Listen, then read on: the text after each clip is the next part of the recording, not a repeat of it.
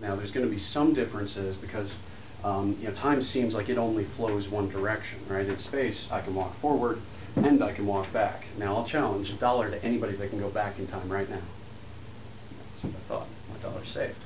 So it does seem like there's something weird about time that we can only go one direction. So you actually end up kind of having to have an arrow on there, and we only flow in one direction. So there are these questions also that people talk about a lot.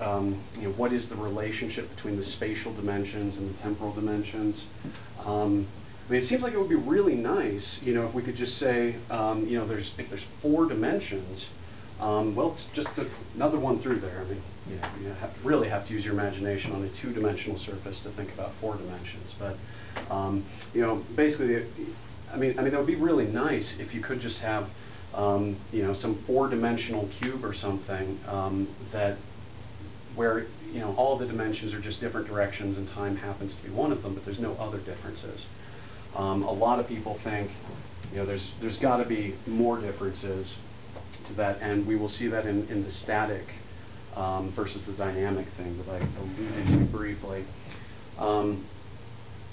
So those are just like some of the kind of big questions. Most of those I'm not really going to touch on more tonight, except they will actually likely come up kind of peripherally.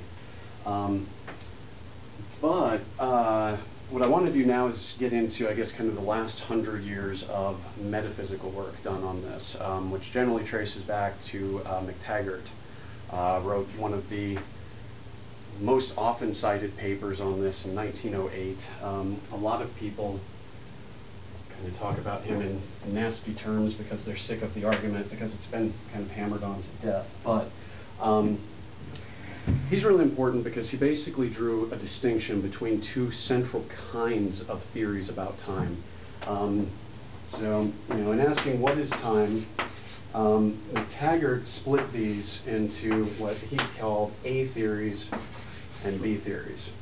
And in a cruel irony, he said, A and B, and we're going to talk about the second thing first. I don't know why you order something, like there's 1 and 2. First, we'll talk about the second thing. Anyway. But anyway, so his label stuck. And what you have, and I will do the same thing just to prove how annoying that is.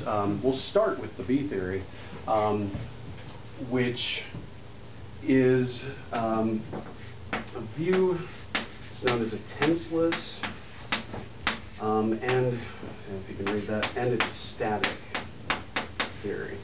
And what those mean, again, starting with the second one first, static means basically that the world doesn't change. Like according to these theories, let's say, so this is our timeline, right? And you have all of these different instants. And this can be whatever scale we want. Maybe we want this to be World War II, and this is now.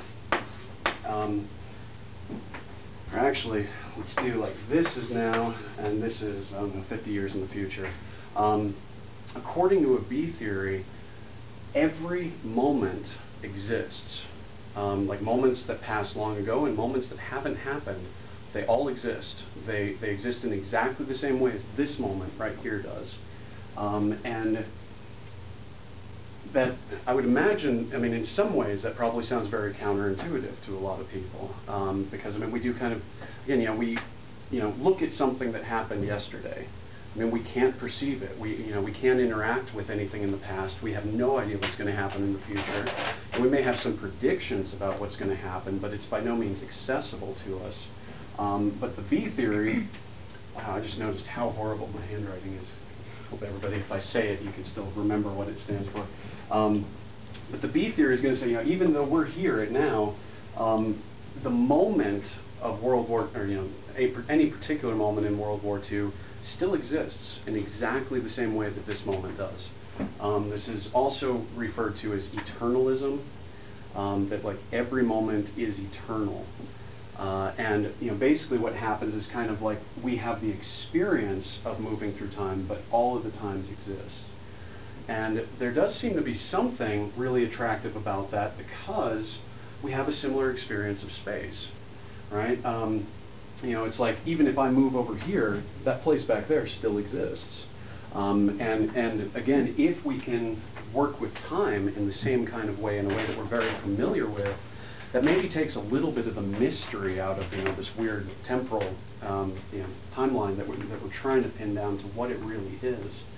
And actually, just to maybe what I'll do is we'll just contrast. An A theory, on the other hand, is a dynamic theory, and that basically holds that the timeline itself actually changes. So again, rather than just these fixed series of events and maybe somehow we're moving through them, according to the A theory, the events or something about the timeline itself is actually changing. And the advantage to that is, which we'll look into this a little bit more in a second, but the advantage to that is that it seems like that gives us a good chance to really make sense of our experience of time changing. Again, we can't access these things that happened a while ago, and an A theorist, on the face of it, seems like they have less work to do to be able to account for those differences. So yeah, we'll come back to that over the course of this. Let me say a bit about this tense list and then the A theory as it tends to be done. This gets into that joke that I mentioned earlier about being a grammarian, that we're very concerned about like the words that we use, and the propositions and sentences. Like if I say that I don't know, World War II is in the past, right? What does that mean? One way of looking at that is that it happened before the present, right? And if I were to utter the sentence World War II is past back in 1900, it would be a false sentence just because it is not before when the present is, right? When I'm saying that. So under an A theory, you get these. Basically, the view is that sentences about time, right, temporal events, like now is present, the future hasn't happened yet, and these kinds of things, or the future will happen tomorrow, or that would be actually tomorrow will happen in the future would be a better one. When we're talking about those, according to an A theory, the way to really, like the most basic way to understand those is as a tensed concept that relates things to the present. And hopefully actually, the B theory by contrast, and hopefully this will help make that clearer, the B theory will say that even those sentences, like now is present, World War II is past, the best way to make sense of those is a set of like earlier than or later than relations. All right, so the best way to make sense of World War II is past is to say that World War II on this timeline is earlier than this particular moment. And even when we're later on, this relationship still stands. Like it's still earlier than this moment in time, and you don't need that kind of now index on there. Yeah, I don't know. It's kind of a weird thing to get used to, like I mentioned, but the big differences between these, again, you kind of have this difference about what is the actual kind of the real fact of the world, what does exist, what doesn't exist, the static. Actually, no, I'm sorry, that's not entirely accurate. But basically, whether the world, in terms of time, stays the same or whether it changes.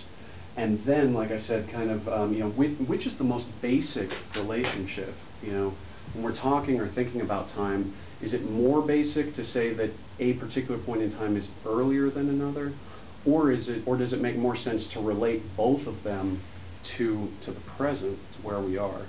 I'm not going to go into that a whole lot because I don't actually enjoy the grammar work as much as some of the other metaphysics stuff. And I don't know, I guess maybe I should pause if anybody has questions. That was probably an enormous amount of information for people that haven't run across this. Fairly clear?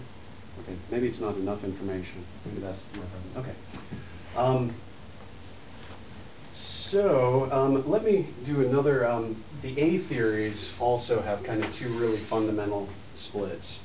You get basically differences in ontology.